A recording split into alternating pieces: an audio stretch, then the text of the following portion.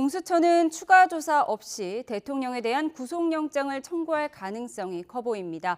정치의 겉과 속을 들여다보는 정치온, 오늘은 이재영 국민의힘 강동을 당협위원장, 김상일 정치평론가와 함께 윤 대통령에 대한 구속영장 청구 가능성과 탄핵 정국이 정당 지지도에 미치는 영향까지 자세히 분석해 보겠습니다. 두 분 어서 오십시오. 안녕하세요.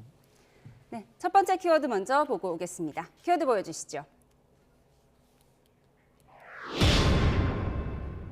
첫 번째 키워드는 괴물 대 독재입니다. 민주당의 내란 특검법은 괴물이라는 국민의힘, 특검을 받지 않으면 국민의힘은 독재 국가를 꿈꾸는 의미라는 민주당 사이의 신경전. 일단 국민의힘도 자체 특검 법안을 내고 지금 여야 원내대표가 국회의장과 만나서 협상에 돌입했는데요. 앞서 여야 원내대표의 목소리 듣고 대담 시작하겠습니다. 아무리 조기 대선을 통해 이재명의 나라를 만들고 싶어도 대한민국을 절단내는 법을 만들어서는 안 됩니다. 민주당의 특검법은 종북, 이적, 위헌, 매국, 독재를 버무려서 만든 괴물입니다. 당론으로 결정이 됐는데 또 개별 의원님들이 도장을 다 받아야 되는 그런 과정에서 또 자기의 그런 소신하고 맞지 않다고 생각하는 의원님들이 계셔서 4분의 의원님들이 도장을 받지 못했습니다. 108명 중에 104명이 동의를 했기 때문에 이거는 당론발이라고 보아도 무방합니다. 예. 말만 특검법이지 수사를 대충하고 적당히 덮자는 것과 다르지 않습니다. 위헌 위법한 비상계엄을 통치 행위라며 수사나 처벌을 하지 말자는 건 앞으로도 다른 대통령이 위헌 위법한 비상계엄을 선포하고 내란을 일으킬 용기와 근거를 만들어주는 꼴입니다. 무법천지 독재국가를 꿈꾸는 것인지 묻지 않을 수 없습니다. 네, 여야 원내대표의 목소리 듣고 오셨는데요. 권성동 국민의힘 원내대표는 어제 오랜 친구인 대통령을 수사하는 법안을 내야 하는 이 상황이 너무 참담하다면서 눈물까지 보였는데 결국 오늘 여당 의원 중에 104명의 의원이 특검법 발의하는 데 이름을 올렸습니다. 여야 협상에 소득이 있을까요? 있으면 좋겠어요.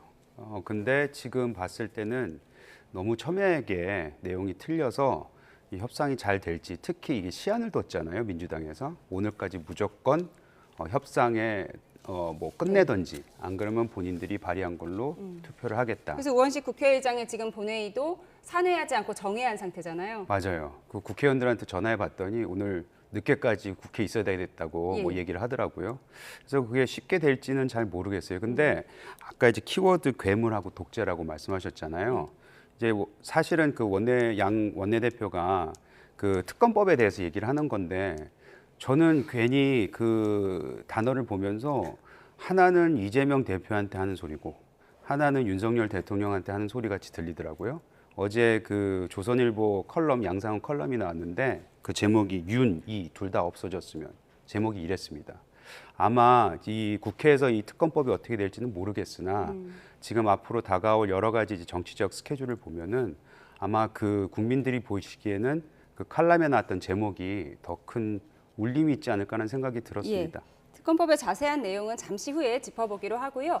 어젯밤에 윤 대통령에 대한 체포 적부심이 기각되면서 대통령은 지금 서울구치소에 사흘째 구금된 상태인데 공수처는 구속영장 청구할 방침인 것으로 전해졌는데 그럼 지금 관심은 윤 대통령이 구속영장 실질심사에 직접 출석해서 자신을 변호할 것이냐 이 부분이잖아요. 네. 어떻게 보세요?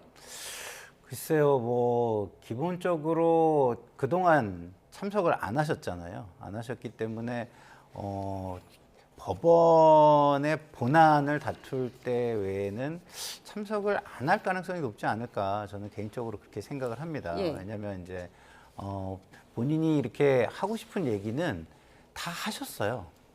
더 할 얘기가 있을까, 첫 번째. 지금 묵비권을 행사하고 계시는데 담화를 통해서 하시고 변호인을 통해서 하시고 충분히 다 하셨거든요. 우리가 익히 다 알고 있습니다. 그리고 또 체포영장 적부심 심사가 또 있었잖아요. 거기서도 또 논리가 충분히 다 노출이 돼 있는 상황입니다. 거기에 대통령이 조금 더 논리를 더 할 수 있는 게 있을지 저는 잘 모르겠고요. 더 할 게 없다면 굳이 참석을 해서 체포영장이 구속영장이 발부됐을 때 네. 오히려 좀 이미지 타격이나 향후 대응이 더 불리해진다라고 느끼지 않을까 이런 생각이 들기 때문에 이번에도 역시 저는 참석하지 않을 가능성이 더 높다고 저는 개인적으로 점치고 있습니다. 그런데 대통령 측은 그동안 서부지법에서 발부한 체포영장은 부당하다면서 중앙지법에 구속영장 청구해라. 그러면 구속영장 실질심사에는 참석하겠다. 이렇게 밝혀오지 않았습니까? 네, 그래서 사실 이 체포 적부심 때문에 이게 기각이 됐잖아요. 이거 가지고 뭐 왈가왈부하네요. 전략적으로 보면 이게 기각이 됐을 때 지금까지 펼쳐오던 논리가 다 무산되는 것이기 때문에 왜 저런 법리적 행위를 했을까라고 생각할 수 있는데 저는 그렇게 생각해요. 윤 대통령 측에서는 예. 이거마저도 마지막으로 내는 아니면 앞으로 계속 낼 여론전에 필요한 그런 메시지가 아니었나. 즉 지금까지 이루어지는 모든 절차상 문제가 있기 때문에 체포영장 청구 자체가 체포 적부심을 청구한 것 자체가 그 여론전이었다. 자체뿐만 아니고 왜 55사단이 뭐 도장을 받아갔네, 그거를 일부러 찍었네, 뭐 이런 얘기도 있잖아요. 그래서 이 모든 것에 대한 절차의 문제를 지금 계속해서 기회가 될 때마다 하는 것이 아닌가. 즉 이 그 대화의 대상은 아마도 지금 그 윤석열 대통령이 체포되는 과정에서 거기 그 관저 앞에 있었던 사람들, 예. 그리고 대중을 향한 여론전의 일부분이라고 저는 생각하고 있습니다. 예. 공수처가 직접 기소하지 않는 사건은 보통 서울중앙지검에 넘기고 서울중앙지검은 서울중앙지법에 넘기기 때문에 네. 모든 영장은 서울중앙지방법원에 청구해야 한다라는 게 대통령 측의 입장이었어요. 네. 그런데 어쨌든 어젯밤에 체포적부심이 기각되면서 네. 그럼 이런 주장은 더 이상 할 수 없게 되는 걸까요? 아니면 대통령이 계속 이 주장을 이어갈까요? 계속 하고 싶다면 뭐 그거에 대해서 또 뭐 항소를 해서 대법원의 판단을 받아볼 수도 있겠죠. 그렇지만 48시간이라는 시간이 그러면 또 계속 늘어지게 되잖아요. 그래서 그 대법원까지 가서 판단을 받아보는 게 의미가 있을까라는 생각이 들고요. 그리고 원천적인 주장도요. 제가 처음에는 저도 좀 공수처법을 읽어봤더니 좀 그럴듯했었어요. 근데 계속해서 보고 사람들의 의견을 듣다 보니까 그 31조에 공소 제기는이라고 앞부분에 시작이 돼 있더라고요. 그러니까 공소 제기라는 건 기소를 의미하는 겁니다. 예. 그래서 체포영장이나 이런 거에 대한 영장 발부와 관련된 거는 공수처법에 없어요. 찾아보니까.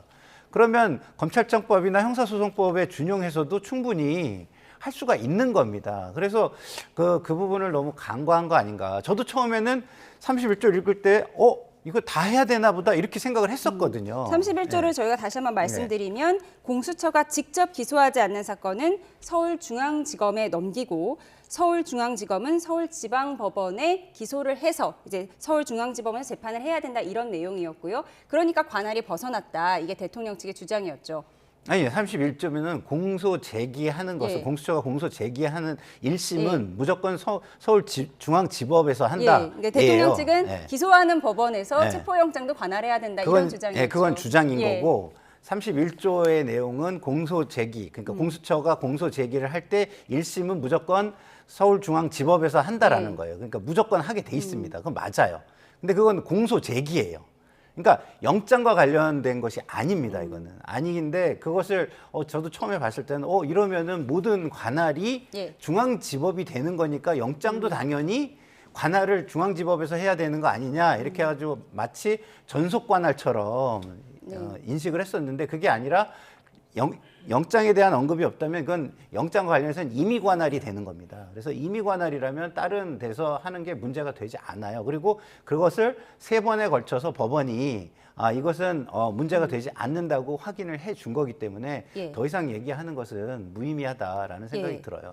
대통령에 대한 체포 시한이 오늘 밤 9시 5분까지고요. 그 전에 구속영장이 청구될 것으로 보이는데 위원장께서는 어떻게 보십니까? 영장실질심사에 대통령이 직접 나서서 직접 변호에 나설 것이다 이렇게 예상하세요? 뭐 그런 말도 있긴 합니다. 근데 지금까지 대통령께서 보여왔던 모습은 과연 그럴까라는 생각이 들고요.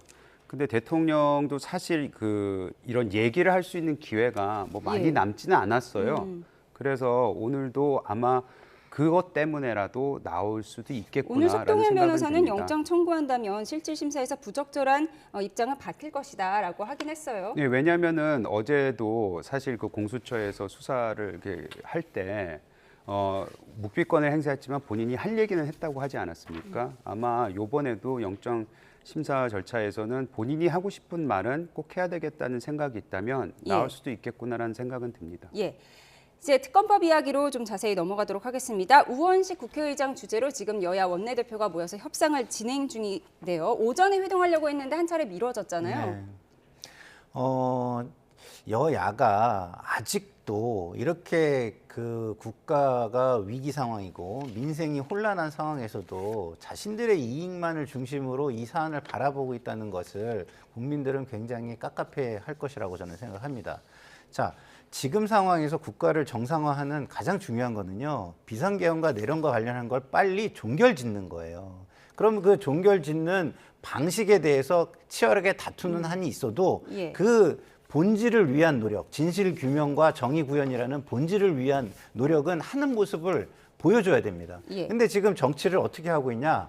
자기 당의 이익을 위해서 국민의힘은 민주당만 바라보고 하고 있고요. 민주당은 또 본인들의 이익을 좀 더 이렇게 더 추구하는 쪽으로 이미지가 국민들에게 읽혀지게 좀 상황 관리를 잘못하고 있는 것으로 보입니다. 예, 여야 특검 법안 그래픽이 준비되어 있는데요. 비교하는 그래픽을 좀 보여주시면 좋을 것 같습니다.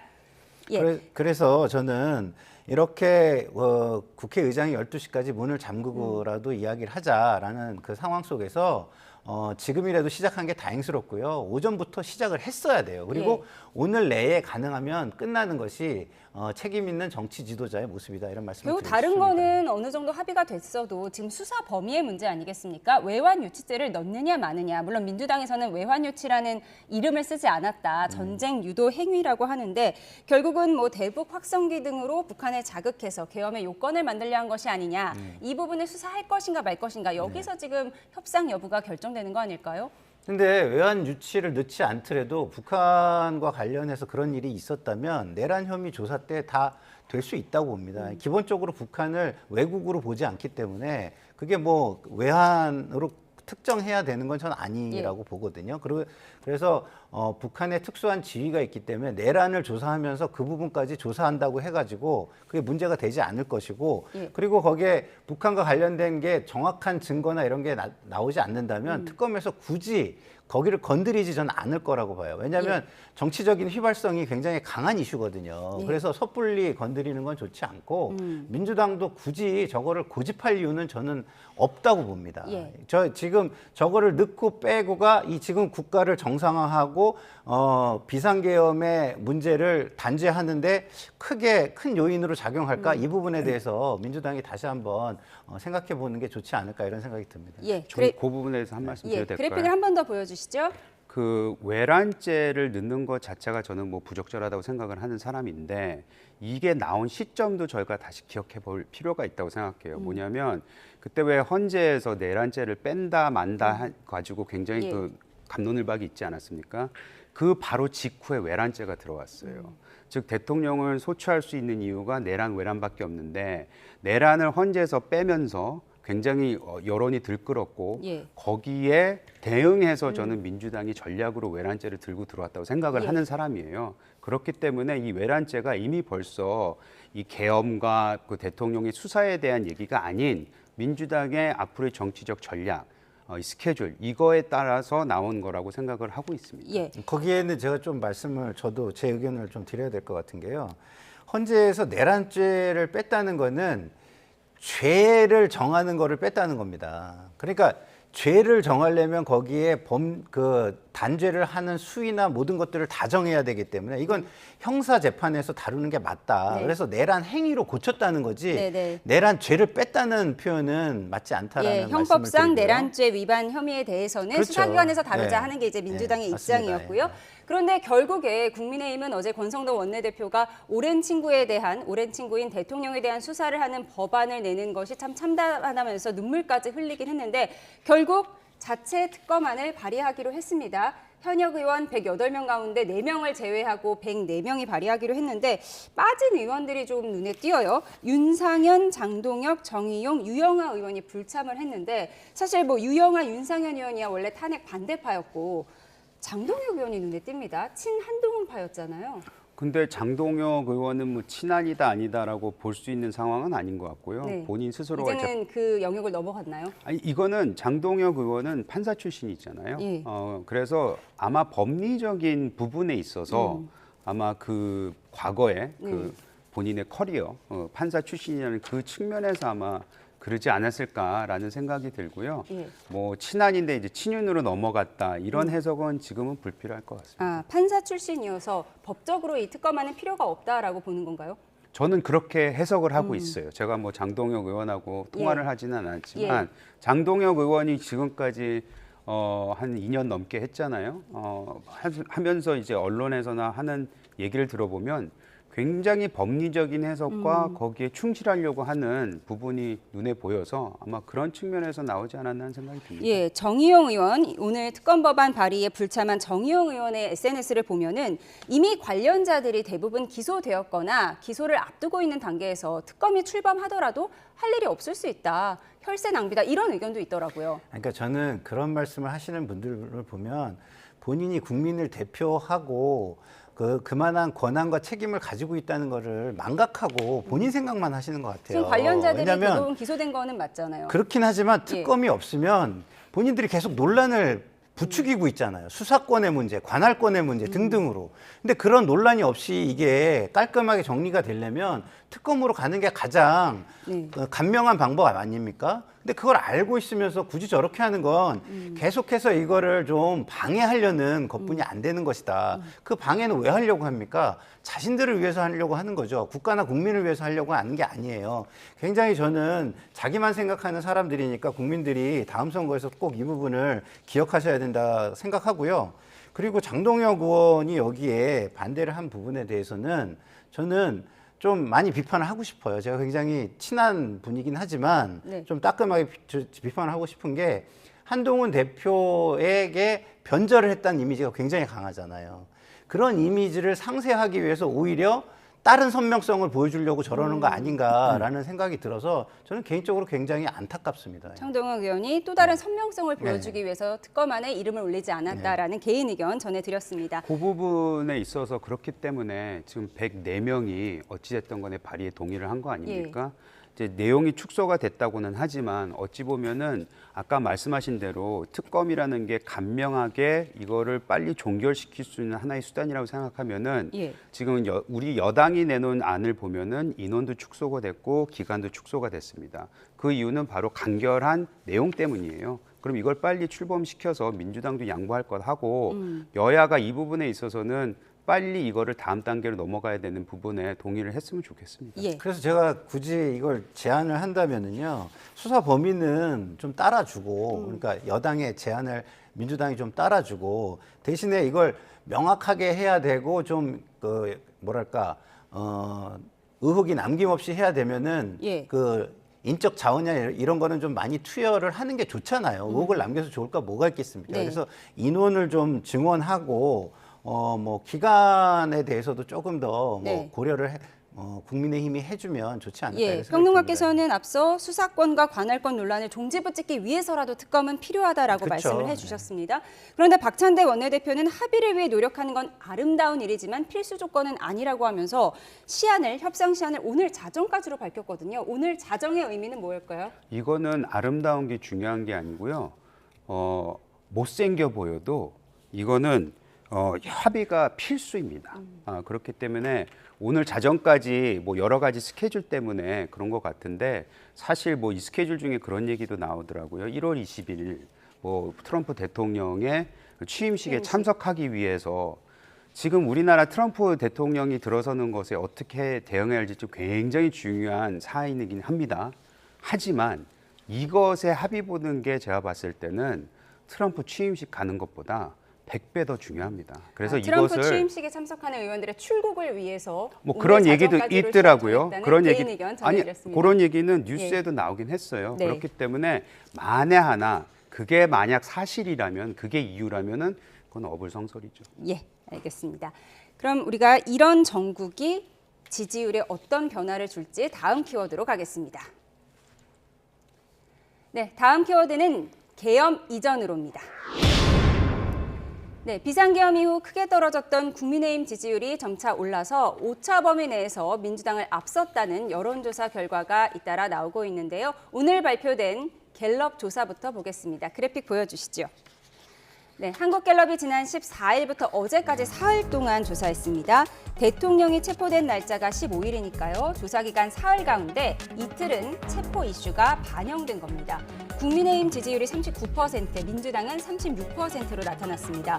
국민의힘 지지율은 지난주보다 5%포인트 오르면서 지난해 최고치였던 2월 말 40%에 근접했습니다. 장래 대통령감으로 누가 좋다고 생각하는지도 물었습니다. 이재명 민주당 대표가 31%로 가장 높았는데요. 한 주 전보다는 1%포인트 하락한 수치입니다.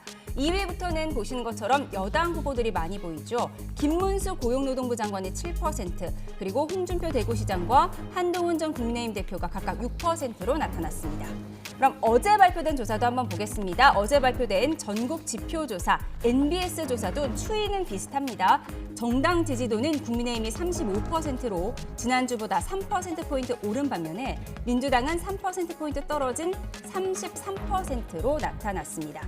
역시 차기 대통령감도 물었습니다. 차기 대통령감으로 가장 적합한 인물로는 이재명 민주당 대표가 3%포인트 하락한 28%로 나타났는데요. 이 여론조사에서 처음으로 등장한 김문수 고용노동부 장관이 13%로 여권 후보 가운데 1위에 오른 게 눈에 띕니다. 이 같은 흐름에 대해서 여야는 어떻게 분석했을까요? 들어보시죠. 국민의힘이 잘했어가 아닙니다. 여러 정치 전문가들은 민생을 팽개치고 매일 탄핵, 특검, 체포만을 외치는 민주당에 대해 이제 국민 여러분께서 민주당이 국정 불안 세력이다라고 느낀 결과라고 평가하고 있습니다. 탄핵 심판 때는 슬그머니 내란 혐의는 제외하겠다고 하니 또 국민적 공분을 샀습니다. 민주당은 앞으로 계속 탄핵, 특검, 체포만을 외치는 국정 불안 세력으로 남으시기 바랍니다. 보수층에 많이 잡혀 있다. 네. 그리고 보수층 결집도가 좀 높다. 강성 참여자가 늘어난 것이 눈에 띕니다. 네네. 그래서 김문수라는 사람이 갑자기 뜬금없이 뜹니다. 이것은 극우 단체에 대한 그 참여율 이런 네. 것이기 때문에 지금은 어찌 보면 이 광란의 시대이기 때문에 이런 진정 국면이 좀 사그라들면은 아마 평상심의 여론조사가 나오지 않을까. 네, 국민의힘 지지율이 오르고 있고 민주당 지지율이 떨어지고 있는 이런 추이는 저희가 지난주에도 분석을 해봤는데 이번 주 조사에서 의미 있는 건 아무래도 대통령 체포 이슈가 어느 정도 반영이 됐다 이렇게 봐야 되겠죠? 네, 그렇습니다. 지금 민주당이 비상계엄 이후에 주도권을 쥐고 전국을 운영했는데요. 거기에서 이슈 관리가 굉장히 좀 부족했다라는 생각이 들어요. 그래서 처음에 이게 위헌, 위법한 대통령의 비상계엄 선언과 내란 대 법치와 민주주의 회복이라는 구도로 이게 가게 좀 놔두고 사법부에 좀 일정 정도 역할을 지켜보면서 견제 감시 이런 정도에서 머물렀어야 되는데 마치 주도하는 듯한 이미지를 국민에게 준 거예요. 그러다 보니까 민주당이 하고 있는 어떤 정치가 과연 정말 국가와 국민의 회복, 그 헌정 질서 회복과 국가의 안정 회복에 있는 것이냐는 진정성이 의심받은 부분이 하나가 있고요. 또 하나는 프레임이 전환이 되면서 여야가 싸우는 모습, 정치 어떤 대결, 진영 대결로 다시 국민에게 보이게끔 한 좀 실책이 있었다 이런 생각이 들고요.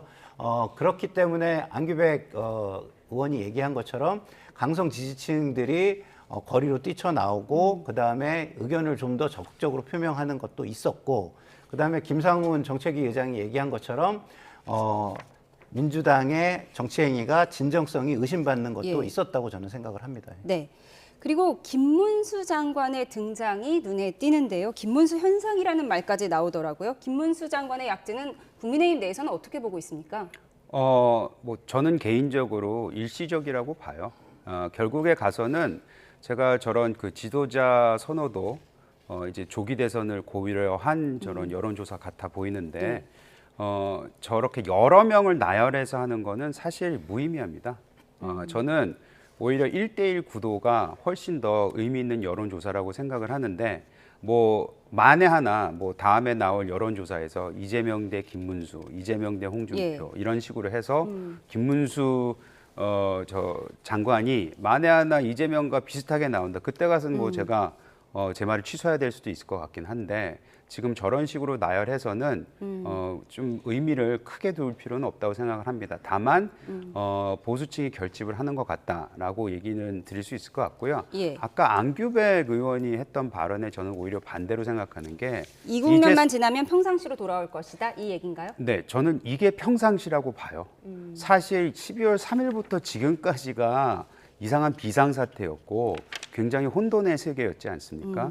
그런데 지금 대통령이 체포가 되고 물론 저 여론조사 며칠 전이긴 하지만 이미 며칠 전부터 대통령의 체포라든지 헌재라든지 이 기구들이 계속해서 앞으로 굴러갈 것이 눈에 보였기 때문에 유권자들은 아마 그 전에 이 계엄과 윤석열 대통령이라는 굉장히 큰 안개와 어둠 속에서 민주당이 보이지가 않았는데 이게 점차 거쳐지면서 민주당의 아까 말씀하셨던 그런 부분까지 포함해서 실책과 민주당의 민낯까지도 지금 다시 들여다보기 시작한 게 아닌가라는 생각을 들고 있습니다. 예, 국민의힘 지지율이 오르고 있고 이 부분은 대통령 담화문에서도 가끔 나타나긴 합니다. 특히 대통령 담화문에서는 청년층 지지율이 오르고 있는 부분을 좀 언급하기도 했는데 이에 대해서 이준석 개혁신당 의원은 계엄을 옹호한다고 착각하면 안 된다. 지금 청년들 지지층이 오르는 것은 다음에 올 리더십, 그러니까 이재명 대표에 대한 두려움 때문이다. 이렇게 분석을 했더라고요. 뭐 그런 부분도 일부 있을 수 있죠. 그렇지만 저는 아까 얘기한 것처럼 프레임이 너무 이렇게 전환이 된 부분이 강하다. 대통령이 또 그걸 의도했고요. 그리고 대통령이 본인이 마치 약자인 것처럼 이미지를 가져가려고 약자 코스프레를 하는데 그런 부분에 대해서 민주당이 너무 강하게 나가니까 한쪽은 약해 보이고 사실은 대통령 권력은요. 어마어마한 겁니다. 직무가 됐다 그래도 그 위상이 아직도 남아있기 때문에 그 위상을 가지고 밖에서 활동을 한다면 관련자들이 그거에 휘둘릴 수가 있어요. 이런 게 증거 인멸의 우려를 낳게 되는 그런 부분이거든요. 그래서 그런 부분은 충분히 있는데 민주당이 그런 것들을 전략적으로 감안하지 못하고 너무 드라이브를 강하게 걸었다. 그러나 이준석 의원이 얘기한 것처럼 젊은 층은 본질 부분은 꿰뚫어 보고 있을 것이다. 이 비상계엄과 내란의 문제는 반드시 진실이 규명이 돼야 되고 정의가 구현이 돼야 된다는 것은 알고 있을 것이다. 저는 생각을 해서 일견 이준석 의원의 말에 좀 동의하는 부분이 있습니다. 저희 첨언을 좀 드리자면은 예를 들어서 그냥 뭐 35%라고 하죠. 저희가 지금. 그러면은 계엄 직후에 했던 여러 여론조사에서는 10%까지도 떨어졌던 게 이제 대통령 지지율 아니었겠습니까? 그럼 예를 들어 25%가 회복됐다고 본다면은 대통령 지지와 정당 지지율 뭐 정당 차이가 지지율 있습니다만 있긴 하지만 우리 정당 지지율도 굉장히 많이 빠지긴 했으나 저는 그 회복된 것이 계엄이 잘 됐다라는 부분에 대한 회복이 아니고 그냥 국민의힘 그리고 민주당에 대한 그 비판 이것이 지금 모여졌다고 생각을 합니다. 상당수는 계엄에 대해서만큼은 그거는 뭐 국민의 대다수가 잘못된 거다, 있어서는 안 될 일이 터졌다라는 거에 대해서는 다 비판하고 계시다고 생각합니다. 네, 지금 차기 대통령이 누가 됐으면 좋겠느냐라고 묻는 질문에 아직까지는 이재명 민주당 대표가 압도적인 1위를 달리고 있습니다만 오늘 나온 갤럽 조사에서는 지난주보다 1%포인트 떨어졌고 어제 NBS 조사에서는 처음으로 30% 아래로 떨어졌거든요. 이 부분에 대해서는 민주당에서 어떻게 분석하고 있을까요? 그러니까 여론조사는 계속해서 변하잖아요. 그러면은 민주당이 지금 잘못하고 있는 부분이 무엇인지를 분석해가지고 고쳐야 되는 거거든요. 그 부분이 제가 아까 말씀드린 대로 프레임 전환을 의도하는 쪽이 있었는데 그 프레임 전환을 의도한 대로 그냥 넘어가 버린 거예요. 이거는 사실은 불법 위법과 정의 구현 내지는 민주주의의 회복이라는 그 구도로 가게 놔뒀어야 되거든요. 근데 민주당이 너무 많이 보이니까 이게 마치 정쟁이 되는 것처럼 정쟁 구도만 보이게 만든 것이 아닌가. 그렇다고 한다면 차분하게 법원과 사법 체계가 움직이는 걸 그냥 견제와 감시 정도만 하면서 진행되게 놔두고 민주당은 정말 국가의 그 안정 회복, 그다음에 민생의 회복을 위해서 할 수 있는 일에 진정성을 가지고 임하는 모습을 보인다면 네. 이런 부분은 어느 정도 개선될 수 있다 이렇게 생각합니다. 계엄을 정쟁 수단으로 삼았다는 지적을 해주셨습니다. 근데 저것도 보면은 아까 이제 앵커님께서 압도적인 일이라고 얘기하셨잖아요.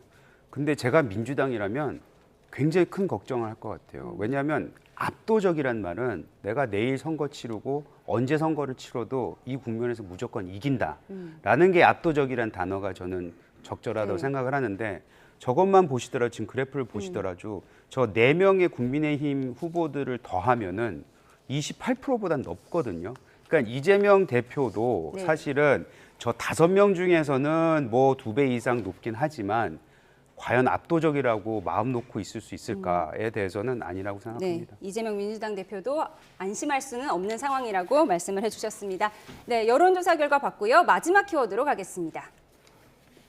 네, 마지막 키워드는 친구의 축하송입니다. 네, 윤 대통령 체포 저지를 주도한 혐의를 받는 김성훈 대통령 경호처 차장 오늘 체포됐습니다. 앞서 오전에 출석하면서 윤 대통령 생일 축하를 위해 만든 찬양곡과 관련해서도 입장을 밝혀 눈길을 끌었는데요. 김성훈 차장에 이어 정치권의 반응까지 듣고 오시죠. 윤 대통령 생일 축하 노래까지 만든 거 사적 요용으로 보시지 않습니까?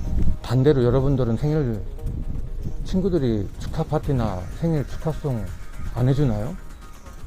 이거는 업무적인 걸 떠나서 사람이 살아가는 세상입니다. 경호처도 참모기관이고 경호기관이고 근접해서 모시는 기관입니다. 우리가 옆에 있는 책상 옆에 앉아있는 동료가 생일에도 그렇게 해주지 않습니까? 노래 제작에는 그건 세금이 안 들어간 건가요? 세금 들어간 적 없습니다. 이게 경호 업무와 어떤 연관이 있나요? 경호 업무 외적이라고 말씀드렸잖아요. 생일. 당황스러웠고요. 그러니까 경호처가 본연의 임무가 무엇인지 좀 듣는 순간 헷갈렸습니다. 그러니까 이게 윤석열 대통령 때 이렇게 경호처가 이러한 그런 노래를 만들고 한 것에 대해서 글쎄 굉장히 좀 아쉽고 경호처를 폐지하고 이제 경찰로 이관하자는 논의는 여러 차례 있어 왔고 뭐 그러한 논의는 충분히 진전될 필요도 있다라고 생각합니다. 일단 노래는 좋더라고요. 내가 인생을 너무 편하게 살았구나. 이 정도로 열심히 살아야 이 경호처에서 승진도 하고 승승장구도 하고 하는 거였는데 저는 그 누구도 저렇게까지 열심히 이렇게 우쭈쭈 해준 적이 없었던 것 같다라는 반성하는 마음이 일단 좀 들었고요. 경호처를 지금처럼 어떤 대통령 직속 조직으로 놔두는 게 맞냐. 말 그대로 아주 심플한 그 신변에 대한 경호 담당하도록 하는 게 좀 더 맞지 않냐라는. 네, 재작년 12월에 대통령실 강당에서 흘러나온 노래라고 합니다. 언론 보도 보셨을 텐데 어떻게 들으셨습니까? 김성훈 차장이요. 정말 공무원의 자격이 없다라는 생각이 들었어요. 자, 보십시오. 축하를 해줄 수 있죠. 사적 관계에서는 해줄 수 있습니다. 그러면은 업무 시간과 업무 공간을 떠나서 하는 게 맞겠죠. 그죠? 그리고 윗사람보다는 아랫사람에 해줬다면 오히려 미담이 됐을 겁니다. 근데 대통령은요, 권력자이자 윗사람이고 인사권자입니다. 무엇보다도. 그런데 그런 사람에게 저렇게 하는 것을 친구에게 해줬다고 국민이 느낄까요? 저거야말로 제가 볼 때는 지금 언어도단이라고 저는 생각하는데 너무 웃기고 어처구니가 없는 거죠. 저 누가 봐도 아부고 용비어천가라고 느껴지지 않겠습니까? 그걸 갖다가 동료에게 생일 축하 안 해주나요? 그 대통령이 그렇게 자기 동료였어요? 자기 친구였어요? 진짜 저는 어처구니가 없다는 생각을 떠나서 저분은 정말 자기 목적을 위해서 사고 칠 사람일 수도 있겠구나라는 위험함까지 저는 느껴졌습니다. 김성훈 경호처 차장의 얘기를 한 번 더 정리해드리면 여러분은 생일에 친구들이 축하 파티나 생일 축하송 안 해주나요? 이건 업무적인 걸 떠나서 사람이 살아가는 세상입니다. 이렇게 대답을 했습니다. 물론 뭐 생일 축하 노래는 친구들끼리 불러주는 거 사실입니다만 이제 경호처 직원이 대통령에게 불러주는 게 적절했느냐 이걸 가지고 지금 논쟁이 있는 것 같습니다.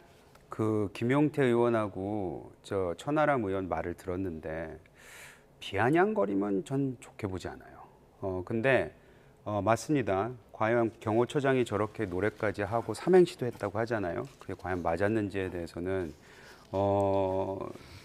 그거는 좀 부적절했다라고도 보여질 수가 충분히 있어요. 근데 제가 국회의원들이라든지 이런 분들 생일 축하할 때 보좌진들하고 같이 하거든요.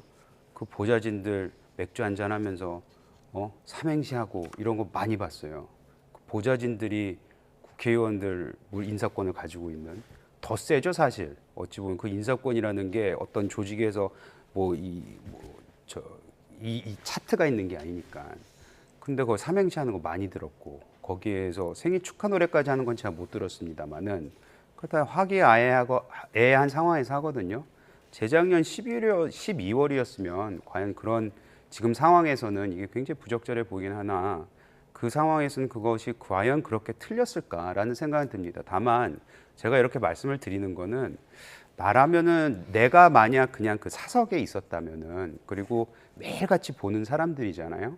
경호처 사람들이 그래서 솔직히 해서 대통령이 제일 많이 보는 사람이 경호처에 있는 사람들 아니겠어요? 경호처 사람들도 예전에 얘기를 들어보면 대통령이 됐던 대통령 내외가 됐던 인간적인 관계를 많이 형성은 하더라고요. 그래서 그 과정에서 나오진 않았을까. 그럼 거기에 대해서 비판을 하자면 그래 그러면 했는데 그게 뭐 경호 시간에 했느냐 뭐 이게 진짜 사석에서 따로 한 거냐 비용은 어떻게 들었냐 그런 거에 대해서 저는 비판 가능하다고 생각을 해요. 근데 이것이 마치 지금의 대통령을 저렇게 만들었는지에 대해서는 모르겠고 이건 오히려 김성옥 저 경호처장이 어떤 사람인지를 좀 보면 될 것 같아요. 저 사람을 저렇게 해놓고 만약에 용비어천가 부르면서 자기가 승진하기 위해서 그런 걸 했다면은 그 의도는 비판받아야 된다고 생각합니다. 하지만 저 행위 자체만 가지고 지금 그렇게 비난하는 거는 글쎄요. 저는 좀 두고 봐야 된다고 생각합니다. 행위 자체를 비판하는 거는 섣부른 판단이다라고 얘기를 해주셨습니다. 제가 이 부분에 대해서는 제가 이재영 의원님을 상당히 방송에서 호감을 가지고 보고 있기 때문에 말씀을 꼭 드리고 싶은데요. 저는 보좌관을 굉장히 오래 했잖아요. 보좌관들이 좋아서 하는 사람은 별로 없습니다. 개 중에 튀는 사람이 하나 나서가지고 잘난 척을 하거나 압을 떨려고 할 때 어쩔 수 없이 따라서 하는 경우가 굉장히 많아요. 그리고 그게 의원과 그 보좌진들이 돌아가면서 모든 사람을 다 한다고 해가지고 쭉 해서 1, 2년 전통으로 자리 잡는다면 그게 문제가 없다라고 생각할 수도 있습니다. 그런 게 아니라면 굉장히 큰 문제가 되고 그리고 거기에 동참하는 사람들은 그걸 굉장히 불편하게 생각하는 겁니다. 그런 걸 왜 합니까? 이게 경호처의 그동안의 전통이자 그동안 쭉 해온 거였다면은 누가 이걸 문제 삼겠습니까? 그렇지만 저분이 유독 그렇게 했고 다른 사람들이 전부 다 그게 좋아가지고 참여했겠습니까? 그 차장 정도 굉장히 높은 사람이 주도를 하니까 저처럼 정말 속으로는 좀 약간 역겹기도 하지만 저거 참여 안 하면 내가 이 사회에서 함께 살아갈 수 없겠구나 이런 생각 때문에 억지로 참여한 사람도 있지 않을까 이런 생각이 들기 때문에요. 그런 부분을 좀 감안해 주셨으면 좋겠다는 생각이 듭니다. 직원들이 어떤 마음으로 임했을지는 저희가 알 수 없지만요. 그 부분은 저희 사회 통념상 그런 상황이 있을 수가 있죠. 그리고 그런 것을 우리가 많이 비판을 해왔고 그거는 정치권뿐만 아니고 여러 군데에서 있는 겁니다. 그래서 옆에 있던 사람이 굉장히 불편했을 수도 있다. 그리고 옆에 있는 사람들이 다수가 불편했을 수도 있다. 거기에 대해서는 저는 드릴 말씀이 없을 정도로 동의합니다. 근데 그 행위 자체가 불법이다. 내지는 저것 때문에 대통령이 저렇게 됐다. 대통령은 저런 사람이니까 저렇게 행동을 한 것이지. 그리고 경호처장은 제가 그래서 아까도 말씀드린 게 경호처장이라는 사람이 어떤 사람인지를 봐야 된다라고 말씀을 드린 부분이 바로 그 부분이에요. 그리고 사건의 본질은 아니다 이렇게 지적을 하시는 것 같습니다. 이런 가운데 김용태 의원은 경호처를 경찰로 이관하자는 논의를 언급을 했습니다. 이에 대해서 어떻게 생각하세요? 네, 그거는요. 이렇게 그 하나의 사안이 나왔다고 해가지고 쉽게 얘기할 수 있는 거는 전 아니라고 봐요. 왜냐하면 역시 이게 본질은 아니다라고 보시는 거죠. 경호의 본질이라는 게 이제 존재하잖아요.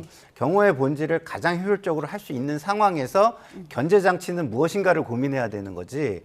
그게 경찰로 간다고 해가지고 그 문제가 해결이 되겠습니까? 견제 장치가 또 거기에도 또 필요한 거예요. 그렇기 때문에 만약에 경찰로 갔을 때 경호의 효율성이 만약에 떨어진다, 전문성이나 효율성이 떨어진다라고 하면 가장 큰 본질을 놓치는 거기 때문에 쉽게 얘기할 일은 아니고요. 지금까지 나온 문제들, 효율성 이걸 다 복합적으로 같이 TF를 만들어서 같이 의논해보자 정도의 제안을 하시는 게 낫지 않을까 이런 생각이 듭니다. 저 부분은 사례 하나만 드릴게요. 세월호 사건이 있었잖아요. 그 다음에 해경 해체하자고 들끓어가지고 해경이 해체된 적이 있어요. 그래놓고 더 큰 문제들 많이 생겼습니다. 그렇기 때문에 이걸 제도를 수정하고 보완을 할 생각을 해야지 잘못됐다고 무조건 없애고 보자라는 거는 저는 아니라고 봐요. 예, 두 분 다 말씀해 주신 것처럼 뭐 생일 축하송 자체가 이 사건의 본질은 아닙니다. 그런데 이제 김 차장이 오늘 체포된 이유는 영장 집행, 그러니까 대통령에 대한 체포영장 집행을 저지했다 이 혐의 아닙니까? 네, 맞습니다. 그럼 앞으로 김 차장의 수사는 어떻게 진행되는 걸까요? 기본적으로 영장은 우리 사회의 갈등의 최종 종결 결정입니다. 그게 사법체계라는 거예요. 근데 사법체계를 넘어서는 주장을 하려면 국가를 부인해야 되는 겁니다. 그렇기 때문에 김 처장의 저런 발언은 저는 절대 이 사회에서, 이 국가에서 인정될 수 없다고 생각하고요. 만약에 그런 생각이 있었다면 본인은 사법 시스템 안에서 이의 제기를 하거나 사법 시스템에서 문제를 해결하는 방식, 이 사회가, 이 국가가 해결하는 방식으로 싸웠어야 됐다. 자기 힘을 이용하고 자기의 현재 권한을 이용해서 막았기 때문에 영장의 집행을 막았기 때문에 어떠한 얘기도 제가 볼 때는 변명이 될 수밖에 없다 이런 생각이 듭니다. 김성훈 경호처 차장, 영장 집행 시도를 저지한 것은 정당한 경호 임무를 수행한 것이다 이렇게 주장하고 있는데요. 뭐 구속영장의 신청 가능성도 있을까요? 구속영장 신청 가능하죠. 지금을 봐서는. 왜냐하면은 어찌 됐던 간에 적법한 영장이었다고 모든 법원들이 그렇게 판결을 내렸잖아요. 그래서 그거는 어쩔 수 없는데 저희가 이제 경호처를 바라봤을 때 법리적으로 잘 모르는 일반 시민 입장에서 봤을 때는 대통령을 지키는 경호처는 뭔가 특별한 좀 임무가 있지 않아? 뭔가 우리 사법 체계에서 우리는 못 누리지만 누린다는 말이 뭐 맞는 말인지 모르겠는데 그래도 대통령을 경호하기 위해서는 좀 특별한 임무가 주어져 있지 않아? 라는 부분에 있어서는 앞으로 좀 논의가 돼야 되지 않을까라는 생각이 듭니다. 김성훈 대통령 경호처 차장의 체포 소식까지 자세하게 짚어봤습니다. 정치원 여기서 줄이겠습니다. 이재영 강동을 당협위원장, 김상일 정치평론가와 함께했습니다. 고맙습니다.